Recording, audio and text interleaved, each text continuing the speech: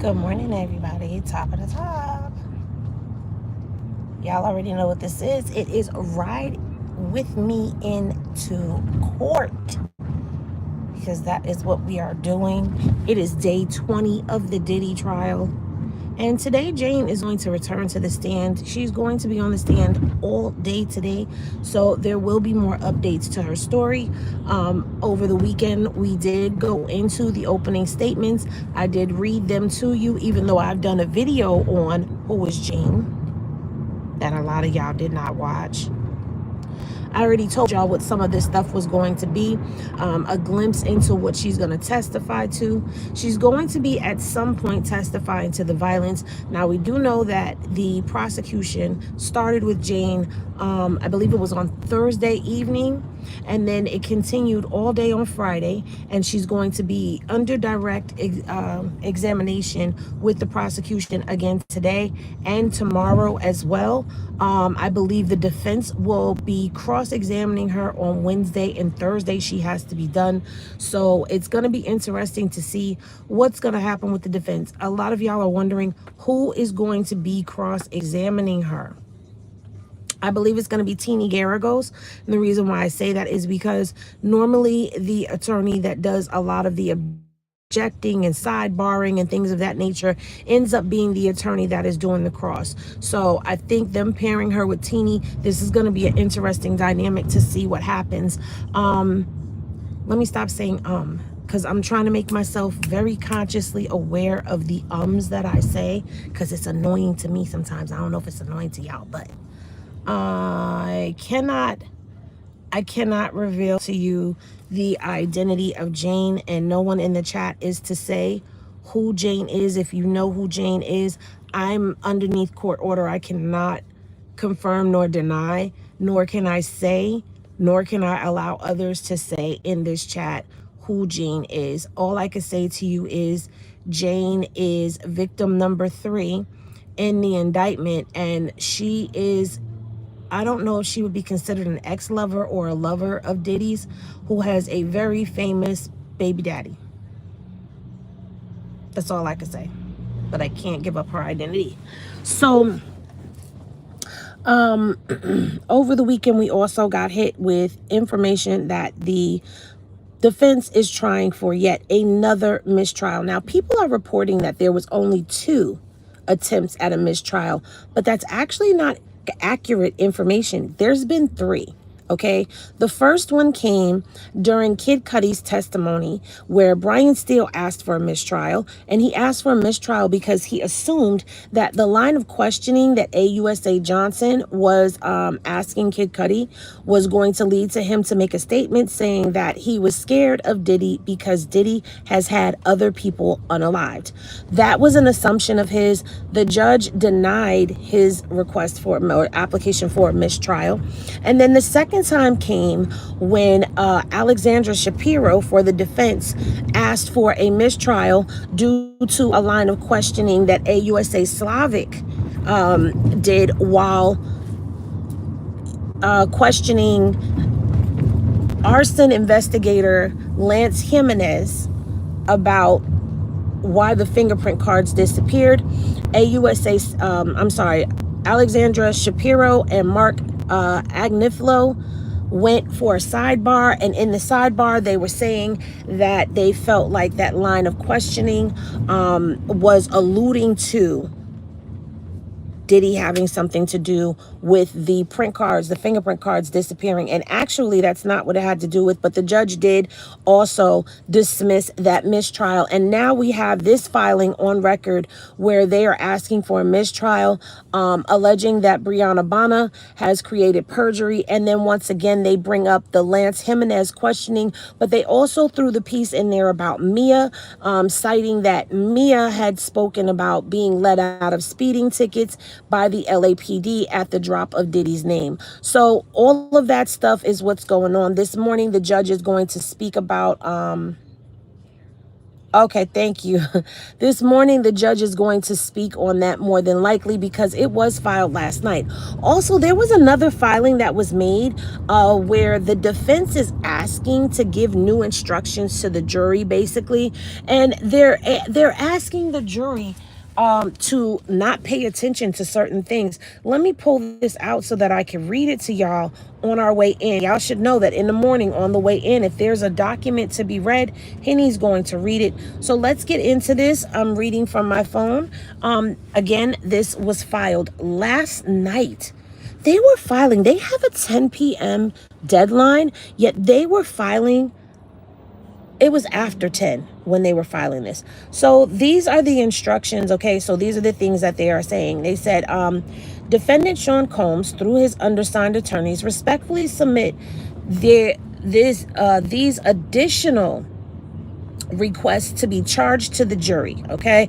Mr. Combs respectfully reserves the right to supplement or amend his request to charge in response to the government's request and in light of evidence as is presented in trial, as well as any proposed charges furnished by the court. So basically what they're saying is he has a right to ask the jury, and when they say charge, that's basically what they're saying there. They're telling the jury, hey, this is how we want you to handle the evidence and testimony. So the first one is defense additional request number 1 is to immunize witnesses. All right. And it says, you have heard the testimony of a witness who has testified under a grant of immunity from this court. What this means is the testimony of the witness may not be used against him in a court, in any criminal case, except a prosecution for perjury, giving a false statement, or otherwise failing to comply with the immunity court order.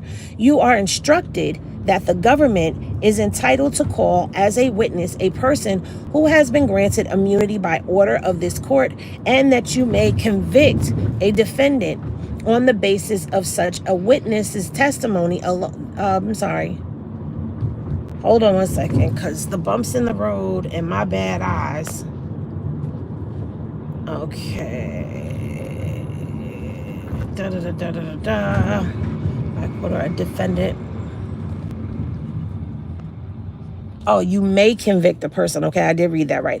If you find that the testimony proves the defendant guilty beyond a reasonable doubt. So here we are with them saying, listen, these people were granted immunity. Yes, you can still convict them beyond a reasonable doubt. Like, you're going to hear that often throughout this. However, the testimony of a witness who has been granted immunity should be examined by you with greater care than the testimony of an ordinary witness. You should scrutinize it closely to determine whether or not it is colored in such a way as to place guilt upon the defendant in order to further the witness's own interests. For such a witness, confronted with realization that he can win his own freedom by helping to convict another, has a motive to falsify his testimony. So basically what they're telling the jury is, look, you can convict a person off of the testimony of somebody who has immunity, but you should look closely at their testimony and see if it's biased towards the defendant, because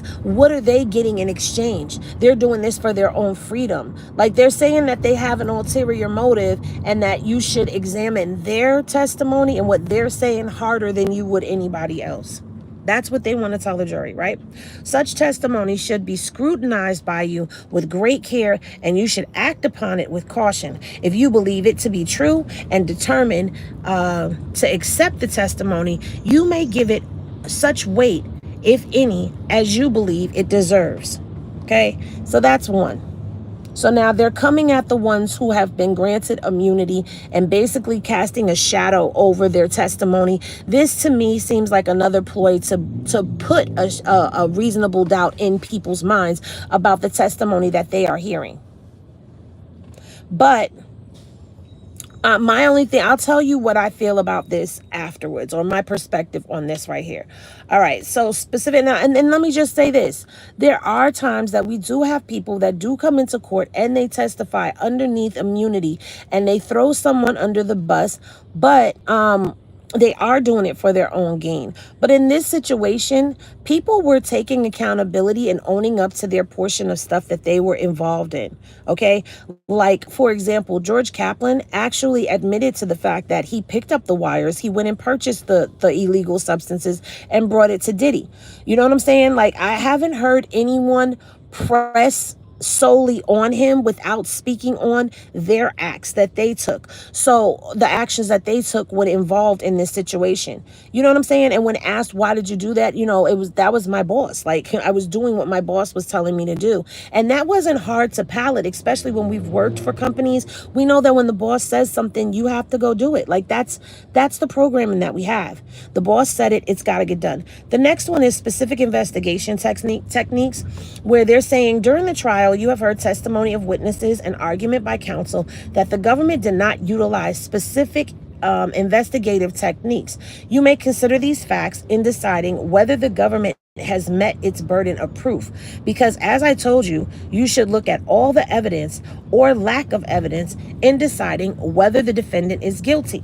However, you are also instructed that there is no legal requirement that the government use any of these specific investigative techniques to prove its case. Law enforcement techniques are not your concern. Your concern, as I have said, is to determine whether or not on the evidence or lack of evidence, the defendant's guilt has been proven beyond a reasonable doubt.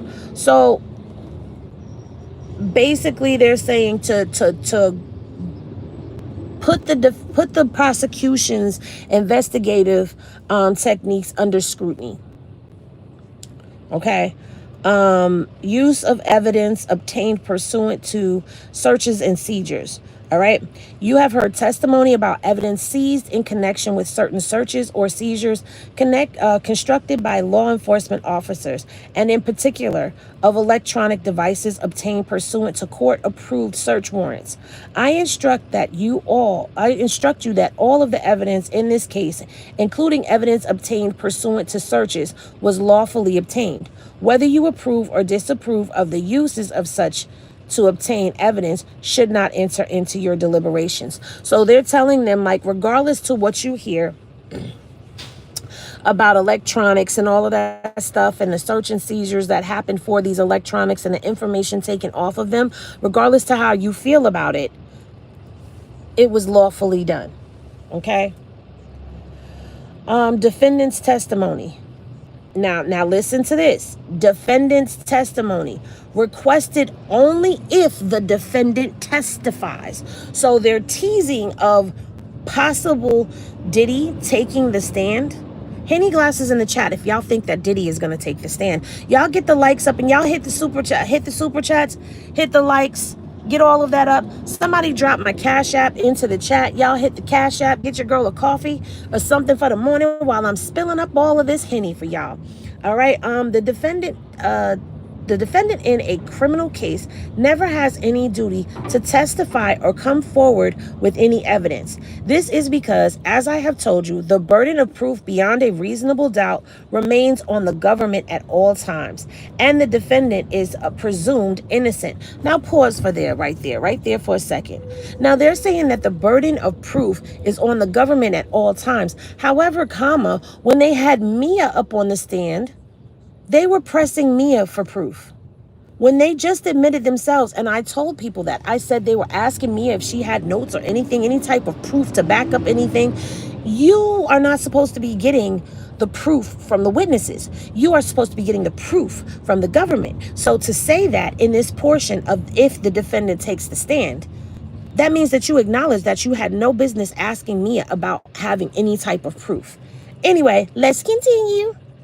All right. So it says that burden remains on the government. A defendant is never required to prove that he is innocent. In this case, the defendant did testify, and he was subject to cross-examination like any other witness. You should examine and evaluate his testimony just as you would the testimony of any other witness. Now, Diddy has not testified as of yet and it has not been confirmed if he's going to testify or not. But this is a stipulation that they put in there just in case he does testify. And I don't know. I just feel like Diddy, I don't see Diddy allowing 12 people to go into the back, make a decision on his life, and he don't have a say in anything.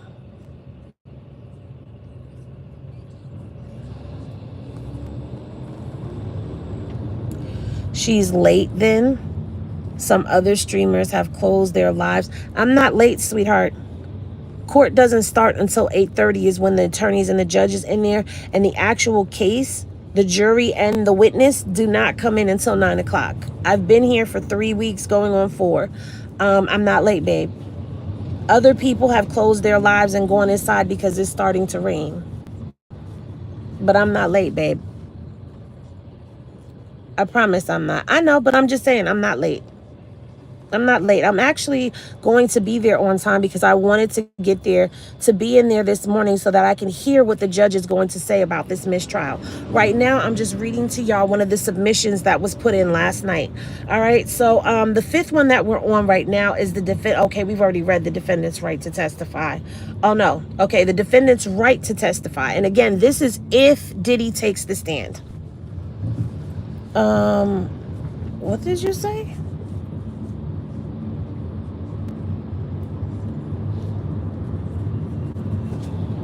I wouldn't call it so invested. I'm covering this because it's hip hop. But anyway. All right. So the defendant did not testify. This is if he doesn't testify. Okay. This is the defendant's right to not testify. I said testify. My bad. All right. So this is if he doesn't testify. It says that the defendant does not testify in this case. Under our Constitution, a defendant has no obligation to testify or to present any evidence because it is the government's burden to prove the defendant guilty beyond a reasonable doubt. The burden remains with the government throughout the entire trial and never shifts to the defendant. A defendant is never required to prove that he or she is innocent. Therefore, you must not attach any significance to the fact that a given defendant did not testify. No adverse interference against a defendant may be drawn by you because he or she did not take the witness stand, and you may not consider it in any way in your deliberation in the jury room. So they're basically saying that they want to instruct the jurors with that one, that if he doesn't take the stand, that you can't hold that against him, which technically in any case, if the defendant doesn't take the stand, it shouldn't be held against them. But it's always advised that the defendant doesn't take the stand, because if he gets up on that stand, that means that opens the door for the government to ask him any and everything. It opens the door to a lot of things. So it could just spiral out, you guys. They could ask him anything. So I wouldn't advise him to take the stand, especially not in this. Like, boy, just deal with what's in front of you, okay? All right, so voluntary intoxication, all right? There has been evidence that the defendant may have been intoxicated at the time of the offenses with which he is charged.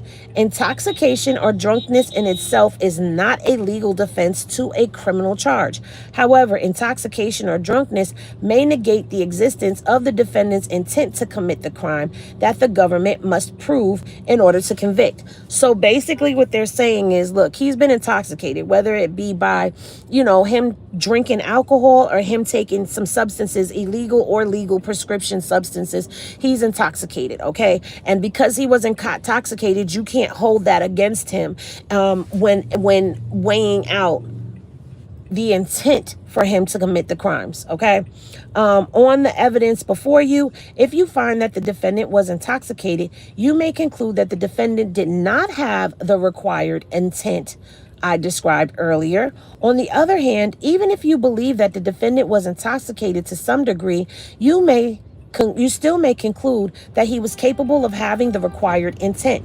After considering all the evidence, if you find that the government has established each of the elements beyond a reasonable doubt, then you may find the defendant guilty. On the other hand, if you find the government has failed to meet the burden beyond a reasonable doubt, you may find the defendant not guilty. So basically, They want people to overlook the fact that, oh, he may have been intoxicated or drunk at the time. You know, don't hold that against him. But let's focus on the intent of him while he was intoxicated or drunk. Did he really mean to do that? Well, let me ask y'all this. Do people mean to do a lot of the stuff that they do when they're drunk? So I feel like that really was unnecessary.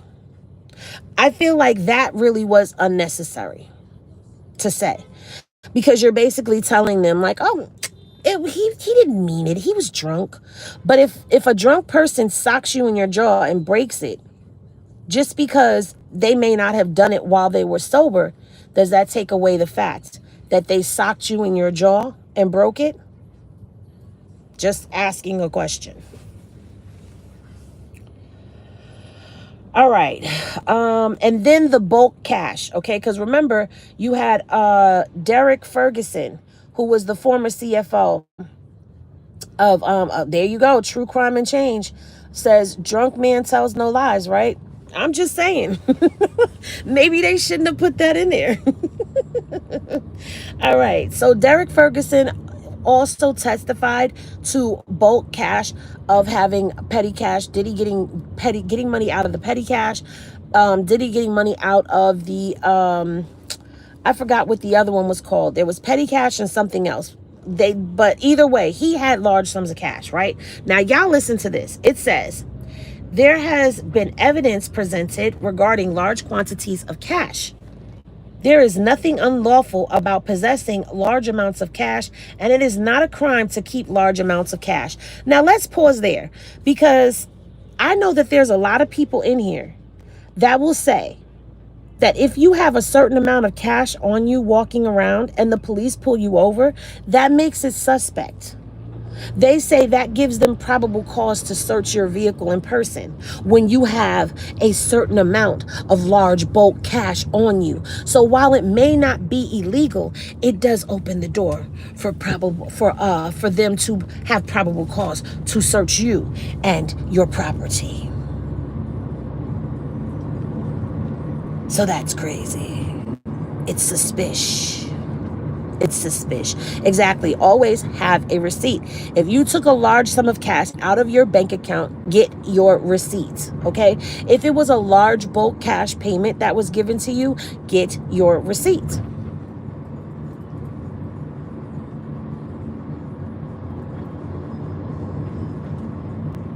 A lot of people are not sovereign, hun.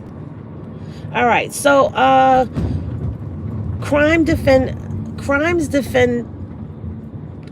defined by statute only. Okay, now I think this is the last one. No, there is one more and then we're done. Okay, so this is the next one, which is crimes defined by statute only. Okay, the fact that you may think certain conduct is unethical or morally wrong is truly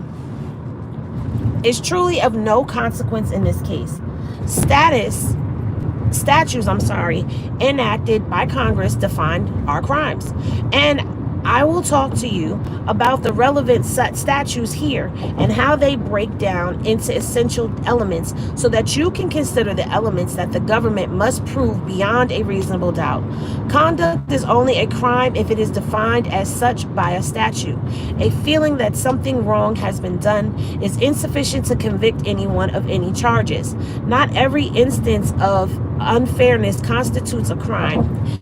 Instead, you are required to break the charges, in this case, down to their elements. Determine if the government has or has not met its burden of proof of proving guilt of the defendant beyond a reasonable doubt as to each of these elements, and then with the determination make a rendered verdict. So basically they're saying you can't make an emotional don't come to a conclusion and render him guilty off of emotion because you feel like something was wrong or unjust. See if it's a crime.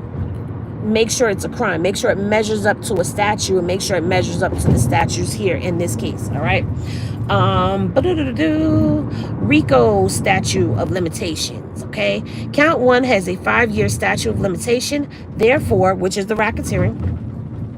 Therefore, you must determine whether the RICO conspiracy charge in count 1 and the defendant's participation in the charge conspiracy continued beyond September 12th of 2019, which we know that it has. Even if you find that the charged enterprise existed beyond that date, you must be satisfied beyond a reasonable doubt that the defendant knowingly participated in the charged RICO conspiracy in count 1 beyond September 12th of 2019. A conspiracy ends when the purpose of the conspiracy has either been accomplished or abandoned, usually evidenced by the last overt act. Okay? A conspirer ceases to participate in conspiracy if he or she withdraws and disassociates from it. Now, I'm going to tell you how I'm seeing this, all right? Giving the jury instructions in the middle of the case, I don't know if Judge Submarinian is going to allow that to happen, because this sounds to me more like opening statements or closing statements versus something that you do in the middle of trial. Now, I am also going to be very honest with you. This is the first time I've been to a trial of this magnitude, so I can't really say definitively what is proper and improper etiquette for this right here. But what I am going to say is it just sounds like they want to address the jury again, and you've already given the jury instructions, so I feel like it's unnecessary to turn around and give the jury instructions all over again. You could actually let me out here. You don't have to pull up right in front of the building. Thank you so much. Have a great day. Let me get out, guys.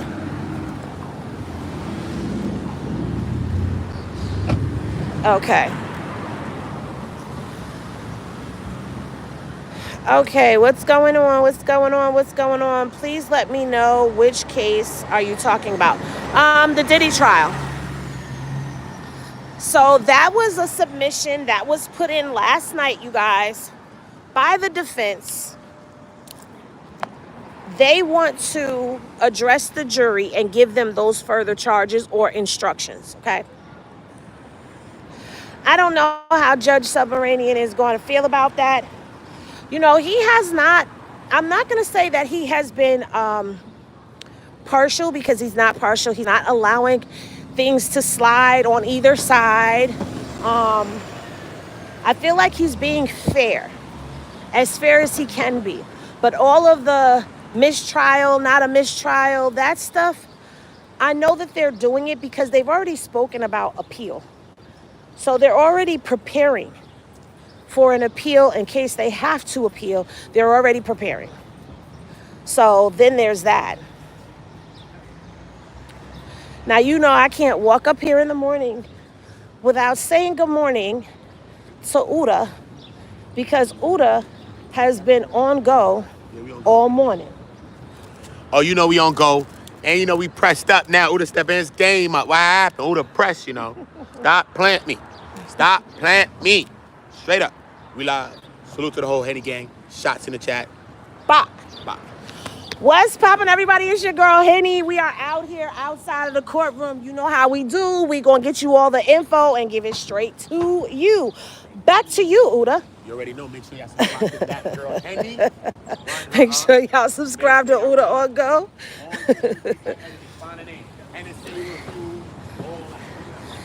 So we are here, as y'all know, every morning I do my check-in with Uda before I go inside. I'm going to kick it with y'all for a little bit before I go upstairs, because it's 8 o'clock in the morning. Court doesn't start officially until 8:30. Well, it doesn't open until 8:30. Doesn't officially start until 9 o'clock. So I'm going to give y'all a little bit more time. Do y'all have any questions? Because if y'all have any questions for me, if I can't get the answer, I will definitely get the answer for you. Okay? I will find somebody to give y'all an answer. Oh, thank you, thank you. You like it, guys? Thanks, guys.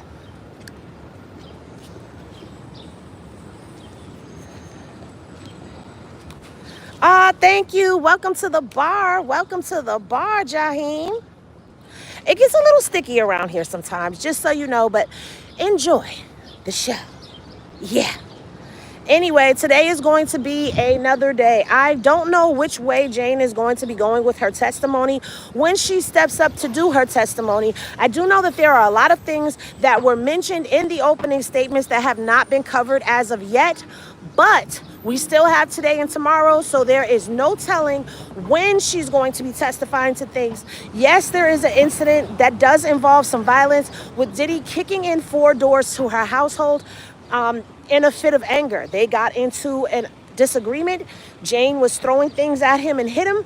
And next thing you know, Diddy snapped and started kicking those doors in, okay? So I don't know if she's going to testify to that today or if that's going to come tomorrow. But just know that there is way more that has not come out that is going to be coming out as she sits on the stand for the prosecution. Again, as I said, I believe that it's going to be Teeny Garagos that is going to be doing her cross-examination of her. Hey, Miss Knockout, I had to come over here and give you some. Oh, sorry. Good morning. Good morning. Okay. All right. Your place looks so nice and neat. Thank you. I try. Yeah, I so try. you do the braids are so convenient, but you keep yours so well. I don't know what you do. Put my bonnet on when I get in the house and yeah. leave it on. I don't take it off till I'm going out the door. See? The minute I go in the house, I'll be like, where my bonnet? Oh, shoot. Okay. Yeah, we are out here, y'all. We are out here. So day 20 of the Diddy trial. It is on, it is popping, it is up, it is stuck.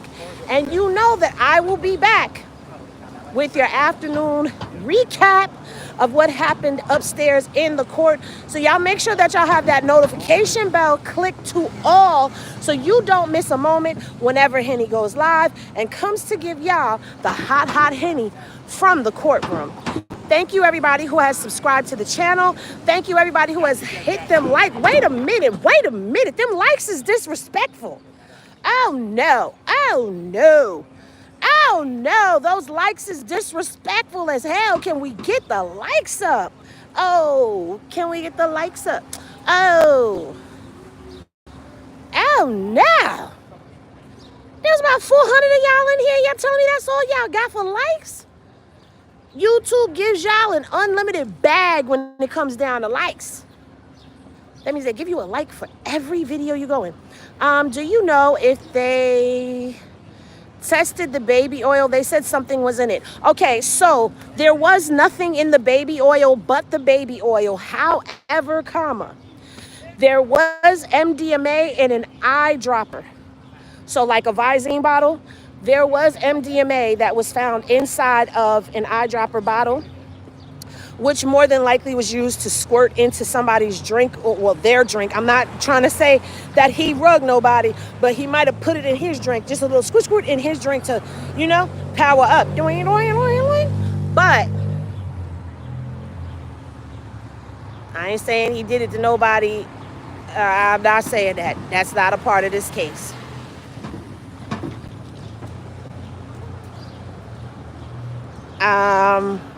But there was nothing in the baby oil.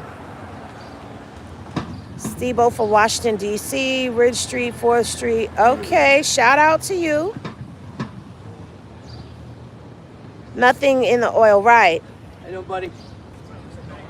Were they just doing Jane today? Just Jane all day today and tomorrow. Okay. Well, actually, today, tomorrow, and Thursday. Anyone wrong about the oil? Maybe we'll just get the family if they come. I don't even know if they're coming. They seem like they stopped. They come, but sometimes they come later, or it might be the mom comes and then the kids come later on. So it's scattered. You never know. Shout out to Brazil. If you're aiming to be in the overflow room, you're on time. TISA Media Intercity Press went in at 7:45 to get in the courtroom. Yeah, I'm not aiming to get into the main courtroom. You could take the drops in the eyes. It gets you super high quick. Okay, thank you, Toe Dish. These women had Stockholm Syndrome. That is a possibility. Go to the evidence locker. They got some. Wait, go to the evidence locker where? Thank you for the super chat, Cousin Pam. I like your name, Cousin Pam. Did you get my good side? I just checking my lighting, make sure the flash is working and all that. Oh boy. I have not gone to the main courtroom as of yet. There's multiple reasons why I have not gone up there. Okay, so number one, I haven't gone up there because people really literally do have people out here holding seats for them, like holding places in line for them. There are the seats for the family, then there are multiple seats for the press, and then there are only 14 seats inside the courtroom for people like me and other bloggers to get in. It's only 14 seats. People have been out here fighting to get into that main courtroom. And for me, the overflow room, yes, when you go into the main courtroom, you get to see the jury, you get to see the judge, you get to see the prosecution and all of that. You get to see everything when you're in the courtroom, main courtroom. When you are in the overflow room, thank you, Unreal. Oh, welcome to the bar. When you're in the overflow room, you're in there. Don't sleep on the overflow room, y'all. Because you got ABC News, you've got Fox 5 News, you've got TMZ, Entertainment Tonight. You got the big dogs downstairs in the overflow room as well with us, right? But in the overflow, you get a full-on camera. You could see Diddy's face. You could see all of him. You don't see the back of his head or the side of his face. We see him face first. And that's what I'm more so interested in, because I want to see what is Diddy reacting to while they're giving these testimonies. How is his facial expressions? What is he doing? Like, I came downstairs, if y'all remember, before Judge Submarinian actually said something to them about making him stop, stopping him from looking at the jury and nodding his head. I came downstairs on the lunchtime break and told y'all that he was looking at the jury, he was nodding his head, he was tapping his, I was telling y'all all of that. Because while they're testifying, I'm looking at the person who's actually speaking on the witness stand, because we have the screen. So you see the witness, you get to see the prosecution and the defense and Diddy. So you see that. But while a person is testifying, as soon as Jane Doe said that the guy would finish on her and in her, and Diddy would play in it, I looked right at Diddy to see what he was doing. I looked right at him to get his reaction to that.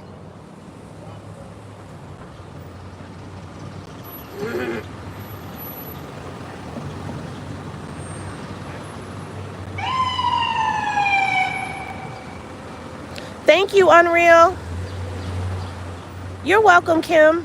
What does he look like? Diddy looks like Diddy, just that he has salt and pepper hair. That's it. He still looks like Diddy.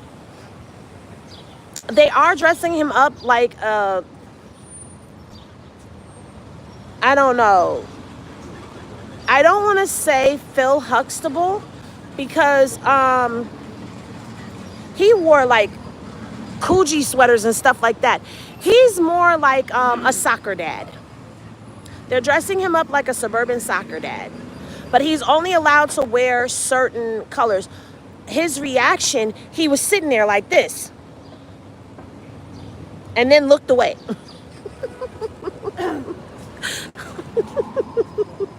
Don't worry, I'll be taking notes and writing down more of his reactions when I come to give that to y'all today.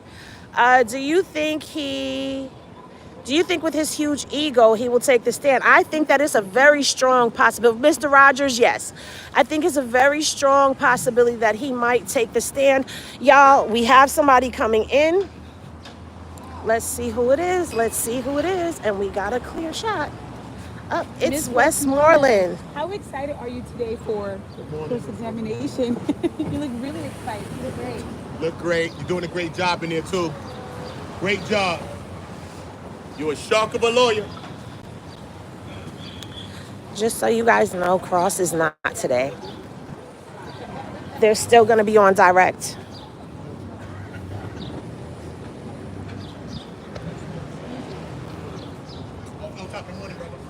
Hold on.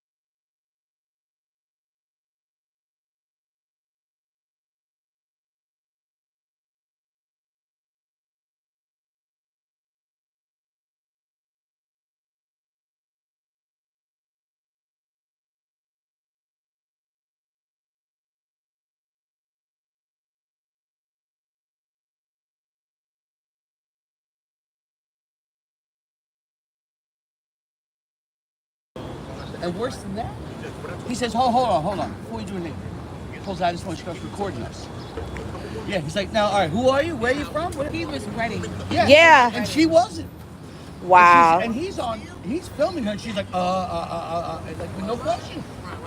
With me, then he turned the camera to me. I was like, I just said Greg Mango post, and I don't have to ask. So I didn't. Then he put it on Instagram 20 minutes later. So Wow. What's the thing? Right. I think one of the best questions is just how you feeling right now. Yeah. Especially after you.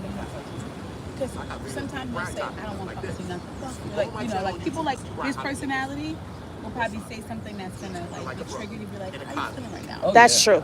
Like, you know, because that's how Jason Momoa is. Like one day I got him, I'm like, hey, so, you know, I know you're getting divorced right now, but I was fine with the same thing. Oh, you start recording. He said, how do you feel if I start recording you? And I'm like, well, you know, I had to turn the tables on. Well, how does that feel? well, guess what? It gets better. So by the time the meeting, They had already gone through it. so when he tells me that, I'm like, Exclusive. that's when it goes wrong. Oh, wow. Then he's like, yeah, I'm gonna keep filming you because you're in my face. Blah, blah, blah. So I wasn't sure if he was kidding. Or, right. Like, he'll like, he'll kind of See Brian in the Grandables. smile. See Brian in the Blue. So it gets worse. A fucking path. I'm Bruce Almighty. Miss Exclusive. The office calls me like, I got power. Well, in my defense, I'm not one of those, okay? I'm not going to put the clickbait. But I get what it's just, yeah. he was like upset but not upset, so they might have taken it like he was upset. Right, So right. They ended up scrapping the whole clip because they couldn't tell whether he was. Oh, no. They couldn't tell if he was actually telling you the truth or not. Yeah, when the reporter becomes the media story, like that's not what we want. You know? Like they think they're being slick by turning the tables. Now, That's why you just got to be aware that everybody's filming everybody. Right. so I had a positive one, which Michael was like. I was like, Michael, yeah. And then live don't stay here, right? I thought your wife's having a baby. When did she do that? I don't So this is and he goes, okay, hold on, what's your name? Yeah. And I'm like, never, I'm Sophia. Randomly, he goes, that's my baby. Was that Uda talking to... And the baby's name ended up. Wait a minute. Was that Uda? Yep, that was Uda talking to Westmoreland. Yeah, you know that. Talking to Westmoreland. It's my baby. That's my baby. What happened? What? Right now, they're having the debate. Do you want to join the debate? What is talking about? If you're talking about my baby Westmoreland. No, they're not talking about Cool, Westmoreland. I could talk with you. I'm sorry. We're debating as to whether or not Diddy is going to take the stand. It's highly likely that he will. It's highly likely. I've been hearing some grumblings, some rumblings. It's highly likely that he will take the stand. I think he's a charismatic character. I think he can handle himself on the stand. Do I think he should? I don't know. It depends, because it can go very, very wrong. It's just one little slip up. The jury's already waiting for you to probably slip up too as well. Right. You know what I mean? So, but then you're the only person that can really represent yourself right. and really say your own truth. And let's say it goes wrong and you get convicted, you be sitting there, we burning you every day in your cell that you didn't speak up for yourself. Right. You be like, why didn't I speak? Why didn't I speak? I'd have got rocked anyway. Why didn't I speak up for myself? Maybe I could have conveyed something to the jury that a lawyer can't convey. Exactly. Because this is my life. Exactly. I'm going to tell you, like, yo, listen, man, these people was with me. You're not seeing when they was calling me. You're not seeing when they was pressing me. You're not seeing when I was like this, oil up on something else. You know what I mean? And they was over here running to my crib with the oils. What happened? You know what I mean? So we see a lot of that. And then we also got to add in a lot of factors to this whole thing is that Diddy was on a lot of D rugs, bro. And he had an addiction problem, bro. Not to mitigate any of the abuse or anything that he did, because he did it. He's wrong for all of those things. Right. But that guy that we seen in that hallway was in a 3-day, 2-day freak freak off. off, They right. was all high. Every single one of them, even Jews in the room who we didn't even get to see. So that man that came out there was high. And even at times, Cassie said he was blacked out at times. And at times, he was different than the man she knew. Right. He was different. At a point, he would shift. He would have this love, and then it would be a part where he'd be black. Whether he was angry or whether he was high at a place, he would go there. Feel me? So you just got to factor in all levels of this thing, man. You know what I'm saying? And that's what I was telling everybody yesterday. I'm like, there's so many layers to this besides what everybody's talking about. Like, we're talking about heavy addiction. We're talking about, we are talking about mental, but when you listen to Jane Doe testify, Jane Doe getting her mind ran through is like everyday game that gets run on a female, where a dude, and even some females run game and make you feel like, oh yeah, we gonna be this, but you actually have been compartmentalized in their life as this, and you're begging for that spot. And of course, because you're begging for that spot, it's not that they don't like you, it's not that they don't want you around, it's just that that's not your position. That's not just you. That's true. So That's true. I mean, but that doesn't take away from the fact that it is a play on mental emotional, because if I'm not giving you that spot, technically I shouldn't be dealing with you. True. But I'm still dealing with you. So I'm still playing with you. Yeah. But, you know, now it's to hear everything else that's going on and try to place everything. And the thing is, this RICO is so different than everything else. And I'm saying, so when you take it, it's a one-man RICO. It's him by himself, right? And it's not just like it's random people. Out of all the freak offs that Diddy's freaking off, these people is fools that charged him. How y'all don't got 15 people he freaked off? This is craziness. You got only 3 people. This is weird. Or 2. This is crazy. The man freak off. He likes to do this. So how you only got 3 people? Let's think about that honestly now. So what did you really have? Did you really grasp at straws, or did you have something? So now look at this now. Let's take it away from Diddy and put it in the aspect of all of us as regular citizens. Person has a wife and a man and a wife. He's in a doghouse, he's cheating, he's doing all this stuff, but she's in a controlling relationship because he's cheating, he's doing all these things. Cool. Now he forces her to do the sex when she doesn't want to. She has the right to her body, even if she is his wife. She still has the right to her own body. So he does this, right? Not only does he does this, he says, yo, there go Brian. I told you. Brian, y'all. I told you. Hold on, Brian, y'all. Brian. Hold on, Brian. Hold on, Brian. Good morning, Brian. Brian, you know I love you, Brian. How you doing? Come on, Brian. You know I love you, Brian. You know I love you, Dad. Have a great day. My man. Brian's my brother from my other mother, right, Brian? Now he is gonna stop that. I didn't ask him no questions, you guys. I miss Brian and I stopped him and he stopped him. I did not ask him no questions. I'm not gonna ask Brian questions right now because I didn't know what to ask him. I absolutely like when a man stands up for the ladies. Now, we're getting ready to go in because, as you've seen, the defense is here. Westmoreland, y'all got Brian Steele going in. At the end of the Alexandra Shapiro. Good morning, Miss Shapiro. How are you? There she goes. That is Diddy's defense team. Everybody is here this morning. Y'all see her? That is her, Alexandra Shapiro. That is the one who was writing all of these. No, she already said what she said. So she's cool. It is what it is. I love Brian and Westmoreland in the YSL case. Listen, at the end of the day, y'all may not like the fact that they are defending Diddy, but that does not take away from the fact that they are kick-ass defense lawyers.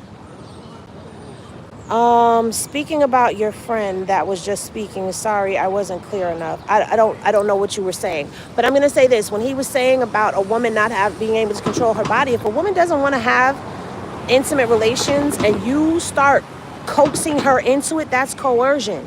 And there's been that going on. And I know that this is like really hard for a lot of people because there's some people that are like, I don't like them. But y'all loved them.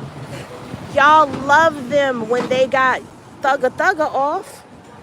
But now they're defending Diddy and y'all are mad. Did you really expect Diddy not to try to get people who just got thugga off to try to get him off? I don't like the way that they do some of the stuff that they do, but they're still doing their job, guys. That's the job they're getting paid to do. And this is Teeny Garagos from the defense. Good morning. She can't hear me, but I'm saying good morning all the way back here, very lowly. But that is Teeny Garagos. Okay. Let's get Teeny going into the building.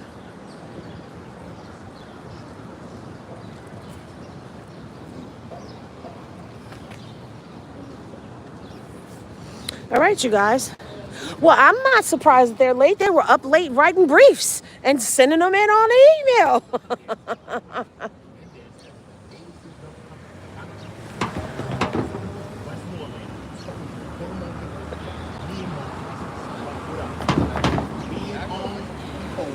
All right, you guys. Well, we're not going to stand out here and wait for the family because the family sometimes comes in after 9 o'clock. I do want to get inside, though. So we're going to go inside. I need to put my vape up somewhere. Hold on, y'all. Because they really do be, like, getting on me sometimes. Let's see. Close. We got to get ready to go inside. So y'all get ready to go in with me. Have to put all my devices, I put them inside of a baggie, which makes it very easy for me and for them to keep track of my stuff. How about that? I am going to get on this line. I should have, dang, it's a line. I should have been in here. But all right, you guys, I will see y'all at the lunch break. It is Monday. Have a fantastic, fabulous day. High vibes. Remember to vibe high so the bullshit don't stick. And I'll see y'all in the next video. Peace, everybody.